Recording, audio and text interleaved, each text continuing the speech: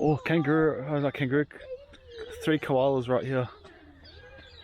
You'll have to get the zoom camera out because I can only capture here. So sleeping. It's a baby head. It's a baby koala. Is it a koala? Yeah, it's a baby koala. It's like chillaxing.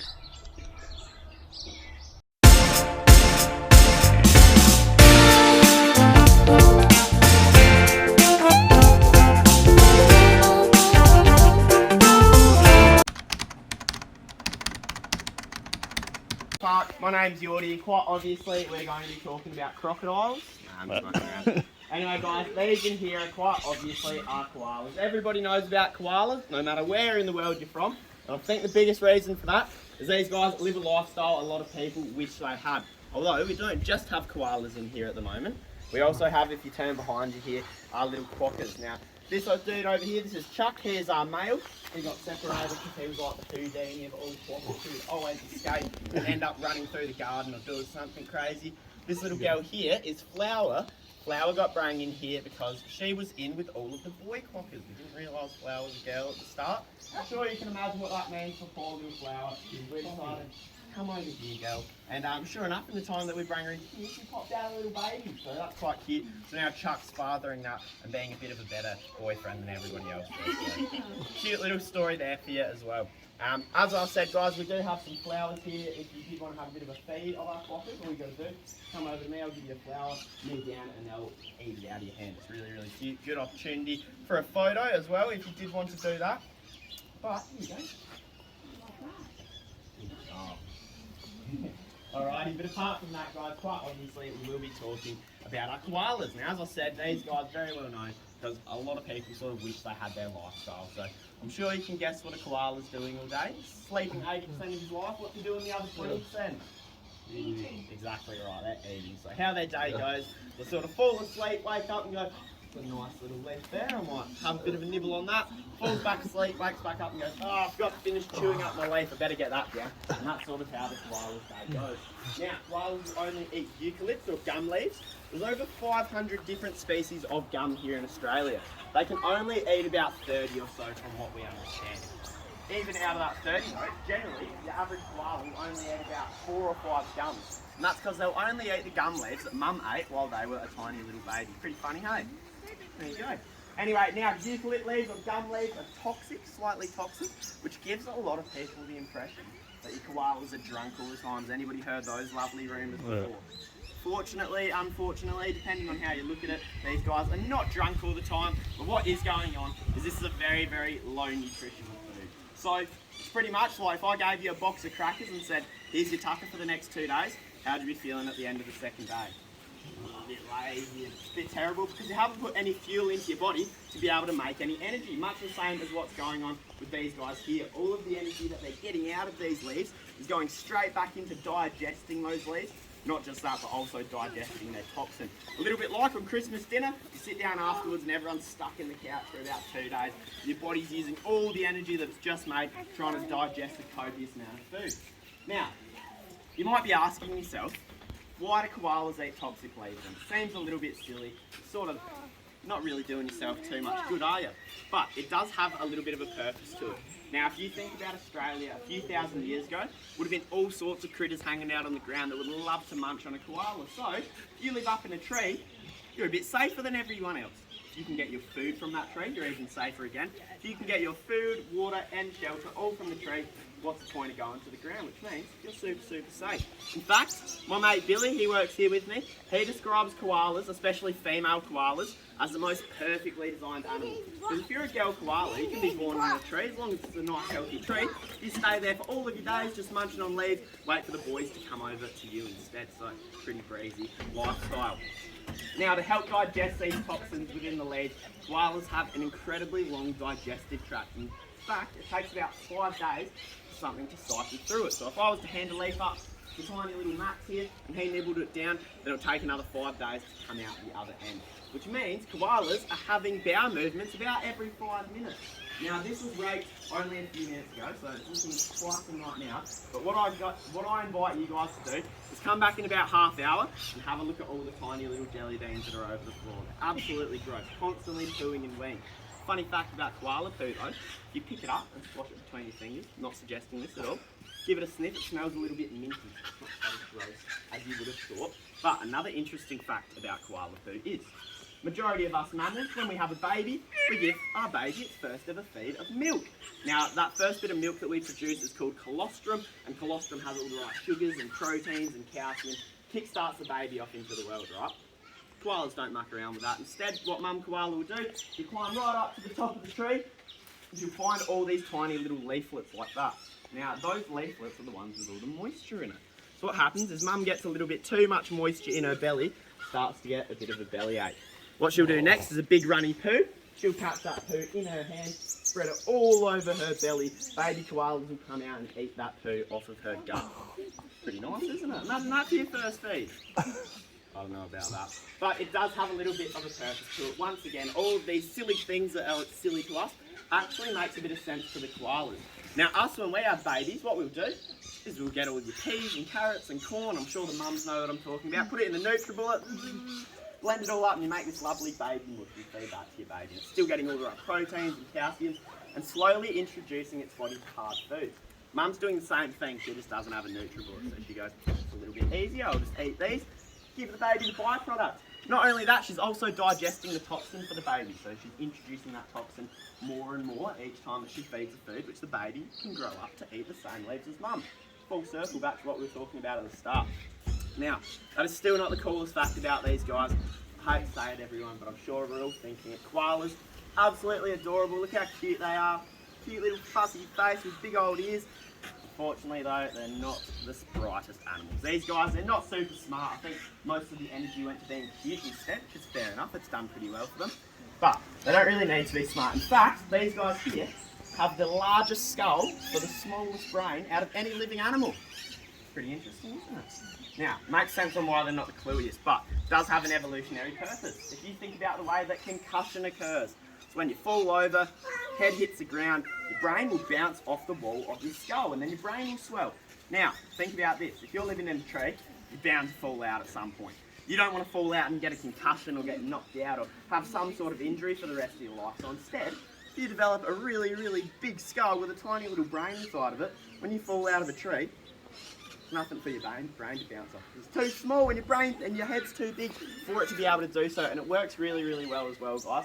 One day I was standing here, it was about a few months ago, but last year this is, and we were standing here, it was an absolutely shocking day. It was coming down, raining and the rest of it, but that time of year is the time of year that all of the koalas are meeting up and going on little dates together and figuring out who's with who for the year. It's a bit of a nicer way to put it. Anyway, there was two boys sitting up in this tree here. Now, has anybody heard the noise that koalas make? Like grunts, don't they? Yeah, we call them tree pigs over here because it sounds just like a great big pig up in the tree. They go and make these terrible growling noises. Now, we all heard this and we were standing here with two other people in our raincoats getting absolutely drenched. We looked across and there was two boy koalas up on that branch there. Now, it was just coming into mating season. There was a little dude, he would have been about 2 or 3 years old, just coming into sexual maturity, so he was pretty excited for the year to come, I'm sure it's safe to say. The other fella, about 4 or 5, he knew every trick in the book, he was like king of the jungle at this point. So they're having a bit of a scrap. Anyway, little guys on this point of the branch, old mates closer to the trunk there. So having a bit of a blow, little guy decides to do the responsible thing, which you should always do, and walk away from the fight. Being a koala, he didn't think about it too hard, and he just walked to the end of the branch. So now he's standing at the very tip of the branch, so he turns around and goes, oh no, I've done myself a mischief here. Old mate goes staunching up, okay, this is easy, gives him a bit of a top, and of course little guy comes falling out. But being a koala, you fell out of a tree plenty of times in your life. So he grabs with his 2 hands and starts trying to bring his legs up. Old mate goes, I know this trick, just walks over, and I will never forget this in all my days. He walked over, bit each one of the other koala's fingers until he's gone, he's screaming, boom, came flying down. Now, I don't know about you guys, I reckon that's at least 10, 12 metres high. I know if I was to fall from that distance and hit my head especially, I would never be getting off the ground. So I was pretty worried for this koala. I was standing right here. By the time that I'd run out the gate and got to this window, the little koala had picked himself up off the ground, looked across at me, sort of shook his head a bit, started marching back over to the same treatment. So I don't think it affected him too much whatsoever, but it shows just how tiny little brain can help you out a fair bit. Oh, look at that. That's my first time seeing that Joey out the pouch, guys, so this is a pretty special moment. Oh, look at the two youngins hanging out. He's like, you're new to the world too, let's hang. Oh, little mate. Come over here, dude. Come back to mum, she's this way. Oh, don't go to the truck. Chuck's going, nah, you stay out of it, buddy. No. Alright. Let's see how this goes. Anyway, guys. Now, I'm sure you've all heard, a few years back we had a little bit of a problem here on Kangaroo Island with fires. Now, we had fires that burned about 70% of our island. You and I were talking about it earlier. But throughout this time, we've had a rescue centre. Watch out, little fella, just watch your hand there. Chuck might confuse it for a piece of carrot. Yeah. Anyway, yeah, so throughout the fires we became a bit of a rescue centre. I'm sure you can imagine the amount of devastations that you've seen on the sides of the roads compared to what's going through the scrub. You know, just on our roadside you see all the kangaroos every 20 metres or so. So when that great big fire was ripping through, it was a firewall about 50 metres long, 10 metres high, and travelling just as fast as the wind. So I'm sure you can imagine just how much devastation that made. Unfortunately, throughout that time, we lost a lot of animals here on the island. But the ones that were able to be saved got brought into here. Now, at the start, as I'm sure you can imagine, nobody's prepared for a bushfire necessarily. So we didn't necessarily have the resources to help all these animals. At the time, my boss had a little 1-year-old kid. His name's Connor. And Connor's hanging off the hip still and just got his brand new room made up. So we had like a lovely race car bed in there and cute little drawers with lovely outfits and clothes hangers with little tracksuits and the rest of it on them. As soon as fires hit, Connor's room got stripped of all of his little tracksuits and his little drawers, and instead of a tracksuit hanging on his clothes hanger thing, there was little kangaroo pouches with wallabies' heads sticking out and little joeys and all the rest of it. And we just didn't have anywhere to put all of these animals or the facilities to be able to look after them. Now, luckily for us, a lot of people really care about our wildlife, not just here on Kangaroo Island, but all around the world. And because of that, we got a lot of help. We got help from all of the different zoos around Australia. We got help from the Army and the Navy, which was actually really cool. My boss has got assigned an Army team and a Navy team each. So my boss, Dana, she went to go to the shops just to get some milk and bread, you know, average thing. She walked in with little Connor on her hip and there's 2 big Navy girls behind her with my blue suits and guns and the rest of it. My boss, Sam, he went out on the fire grounds with all the bushmasters. Have you guys seen those big long vehicles? Oh. Crazy stuff. Anyway, so that was really helpful. One of the biggest helps we did get throughout this time was a TV show named The Block came out here. They're like a renovating building show that we have here. Now, they came out and instead of renovating each other's houses that year, they decided to build us a wildlife hospital, which was incredibly helpful, as I'm sure you can imagine. So then we could take on a lot more animals. Now, out of the 100% of animals that came through, especially after a bushfire, I'm sure you can imagine, guys, quality of life isn't going to be there for a lot of them. You can help them still, but unfortunately, if you've got burns, a lot of that time, if it's a severe burn, as soon as you move and for the rest of your life, you're going to have to moisturise that spot. Your skin's a lot thinner and will be kind of just cause a lot more issues. So unfortunately, a lot of those animals did not survive throughout the fire, even the ones that did come back here. But out of that 100% of animals that we did get, 30% of them survived, which is like record-breaking in bushfire terms. We're super stoked with ourselves. Out of that 30% of animals that survived, we got another 15% back into the wild.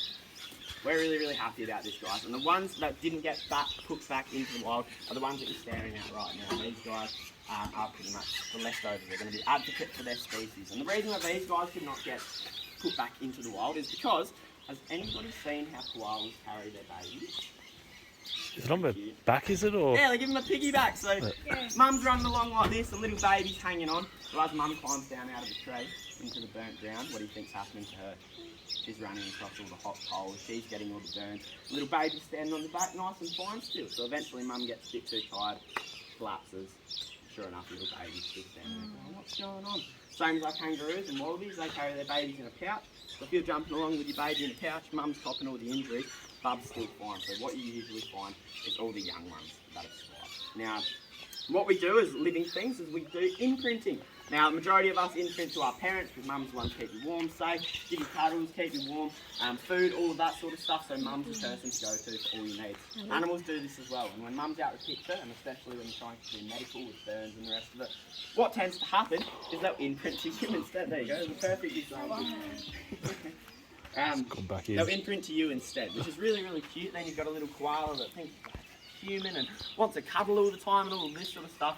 The unfortunate thing about that is they cannot be released back into the wild. And because, has anybody heard stories of drop bears before? Yeah. That is the origin of a drop bear. A koala bear that thinks it's just a human and just wants a hug all the time. It's not trying to be nasty. So it sees someone go, my mate, jumps down out of a tree. Sure enough, that's a bit of a recipe for disaster. Now, we have a little girl just like this. Her name is Kel, and she was in here, and she was so obsessed with cuddles that I would walk in, and as soon as I turned around to go talk to everyone, boom, claws on my back, which is especially not the greatest in summer. So I'm sure you can see where we're going with this. These guys are the advocates for their species, and they're the ones that were left over. Unfortunately though, you know, your koalas got a lot of attention, your kangaroos got a lot of attention, your wallabies, possums all got a lot of attention, and that's because these are cute animals. There's a lot of animals that didn't get attention through these fires, and ones that are doing it a lot harder. Now, has anybody heard about the Kangaroo Island dunnock? No. There you go. That's a species that is endemic to Kangaroo Island. You can find it nowhere else in the world, and it's part of the Dasyurid family. Now, Dasyurids are all of your Tasmanian devils and the Tassie tigers, the old thylacine and quolls and all of those sorts of things. So they're basically marsupials, just like these little guys, but they eat meat instead.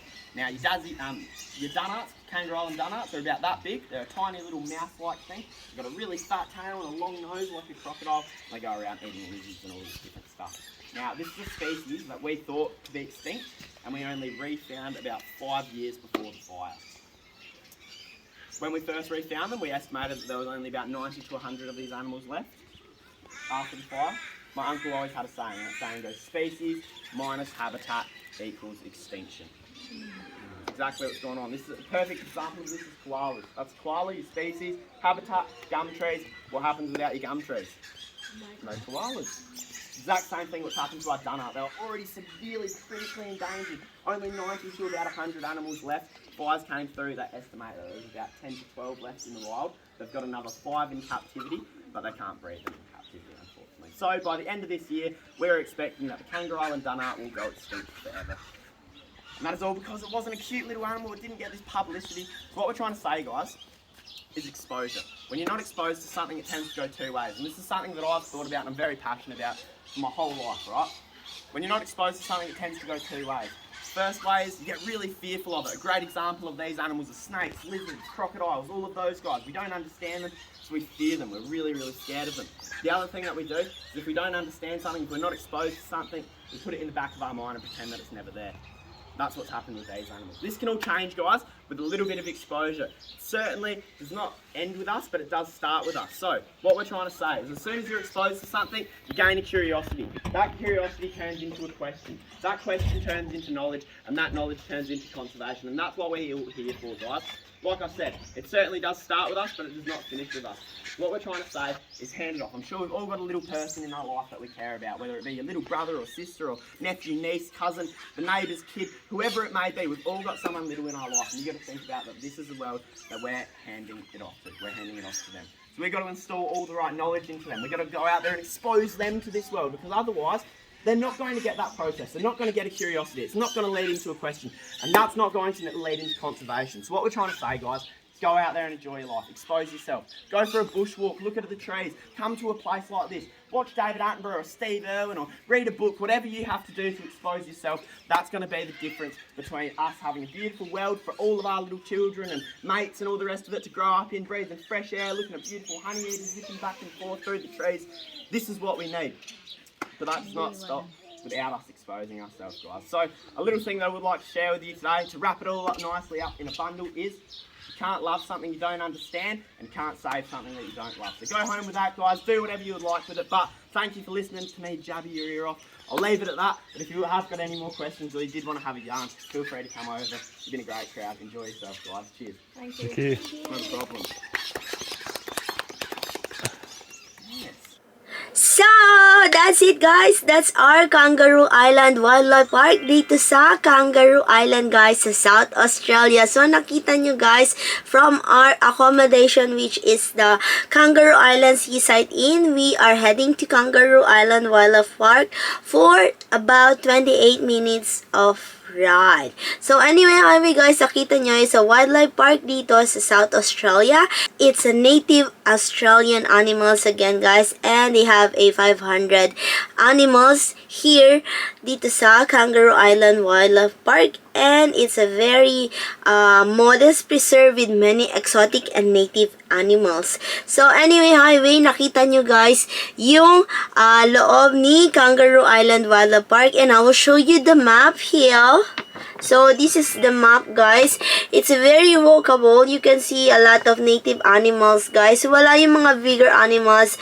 Most animals here is like a Australian animals na nakikita nyo sa wildlife dito sa Australia. And they also have a walkable animals encounters, which is holding a koala, marmoset counter, serval encounter, reptile holding, and a dingo walk. So you can book them animal encounters through online. So you can see the park map here guys of the Kangaroo Island Wildlife Park, and it's very cool. You can see all the animals here, the native animals. They are open 9:30 a.m. to 5 p.m. every day except Christmas Day. So you can also see the animal viewing here. And ayun na nga guys, ang Kangaroo Island Park is very a lot of park activities there guys. They also have a private tours, and they also have a Kangaroo Island Koala and Wildlife Rescue Center. They also have a daily talks about the koalas na nakita nyo kanina earlier sa aking part 2, and the part 1 na nakita nyo ang ating walking tour sa buong Kangaroo Island Wildlife Park, the recent video guys. So anyway, guys, nakita nyo siya kanina. There's a lot of koala. So kung nakinig kayo kanina doon sa ating facilitator, so nagpa-facilitate guide sa staff, most of the animals there are rescue animals since Kangaroo Islands was burned like 2019, way back 2019. Talagang napinsala ang Kangaroo Island guys, and talagang nasunog siya. Nagkaroon sila ng bushfire guys, the massive bushfire sa Kangaroo Island. So kaya yung mga animals na rescue napunta dito. Dito also have a hospital rescue for the animals and wildlife guys. So ayun na nga guys. Anyway, we duly highly recommend to go here in Kangaroo Island, and this is one of the must-do activities here sa Kangaroo Island sa South Australia, and I will put their prices here. And you can check them out guys. Anyway, guys, that's the end of our Kangaroo Island Wildlife Park for today's video. I hope you enjoy watching, you learned something today, plus you had fun for today's video guys. Thank you very much for watching. Thank you for supporting my videos, and mega love shout out to each wonderful beautiful people of the universe. Thank you from the bottom of my hypothalamus. Please like if you did enjoy my video for today, and please to subscribe if you haven't yet, and don't forget to hit the bell button for you to get notified on my next video, and please comment down below if you like this video po. See you when I see you on my next one. Bye bye guys, be good, you take care, be safe, and mwah! Ciao la!